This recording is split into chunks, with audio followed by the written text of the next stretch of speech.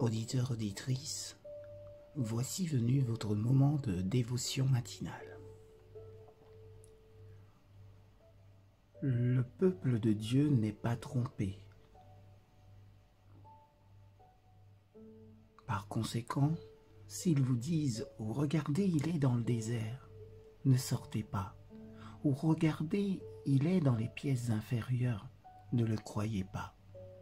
Matthieu chapitre 24, verset 26. Mais le peuple de Dieu ne sera pas induit en erreur.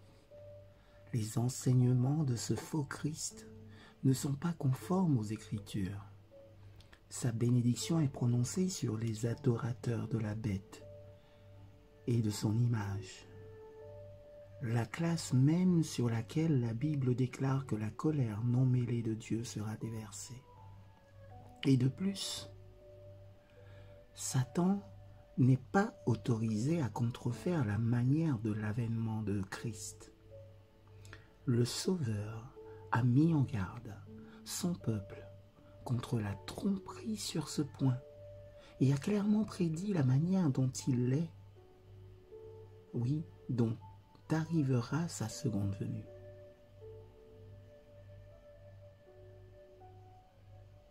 Car comme la foudre sort de l'Est et brille jusqu'à l'Ouest, ainsi sera aussi la venue du Fils de l'homme. Matthieu 24, versets 24 à 27 et verset 31. Cela vient et il n'y a aucune possibilité de contrefaçon. Elle sera universellement connue, comme en témoigne le monde entier. Seuls ceux qui ont été des étudiants diligents des Écritures et qui ont reçu l'amour de la vérité seront protégés de la puissante illusion qui prend le monde en captivité. Par le témoignage biblique, ceux-ci détecteront le séducteur dans son déguisement. À tous les tests viendra le temps. Par l'essuyage de la tentation, le chrétien authentique sera révélé. Le peuple de Dieu est-il maintenant si fermement établi sur sa parole qu'il ne céderait pas à l'évidence de ses sens? Dans une telle crise, s'accrocherait-il à la Bible et à la Bible seulement? Satan les empêchera, si possible, d'obtenir une préparation pour se tenir debout ce jour-là.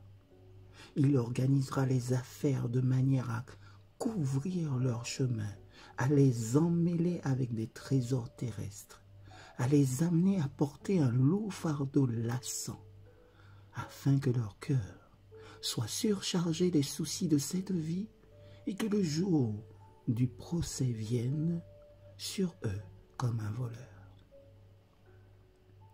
Comme le décret émis par les différents dirigeants de la chrétienté contre les gardiens du commandement retirera la protection du gouvernement et l'abandonnera à ceux qui désirent leur destruction, le peuple de Dieu fuira les villes et les villages et s'associera ensemble dans des compagnies. Demeurant dans les lieux, oui, dans des endroits les plus désolés et les plus solitaires, beaucoup trouveront refuge dans les bastions des montagnes, comme les chrétiens des vallées piémontaises.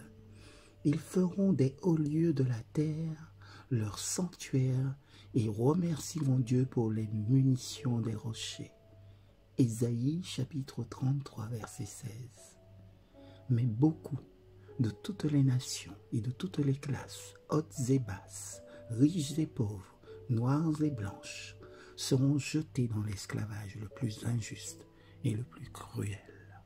Amen.